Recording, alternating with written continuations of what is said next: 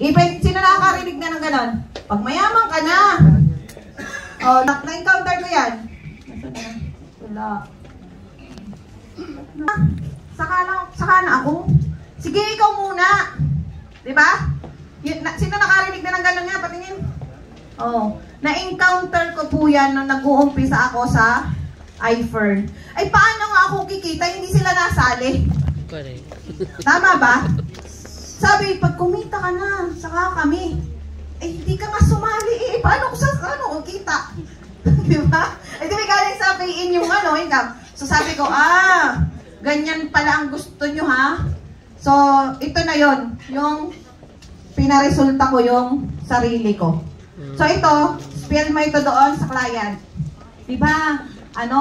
Mga network, mga kakilala mo po, sigurado naman, is, hinihintay ka magkaroon ng resulta dito. Kasi usually, yun talaga ang nangyayari. Hinihintay ka magka-resulta. Tapos, magtatayo ka ng tindahan. Dapat ba'y may laman?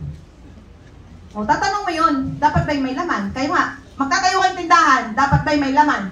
Yes. Ang tanong ko, yung tindahan nyo ngayon na iFern, may laman ba? Yes. Magsabi nga, may stock sa bahay na on hand ngayon? Meron. Ang tanong kong sunod, ano ang stocks mo na yan? Kasi, pag ang pinili mo, standard, anong stocks ang meron ka? No. Ang stocks na meron ka, 2 Perndy, 2 Milka, products lang ang meron ka. Kasi yun lang ang capacity ng standard mo. Ilang tao lang ang mabebentahan mo? Fern. Sipin nyo po, 1.6 million. At ito yung exact computation. Andyan yung exact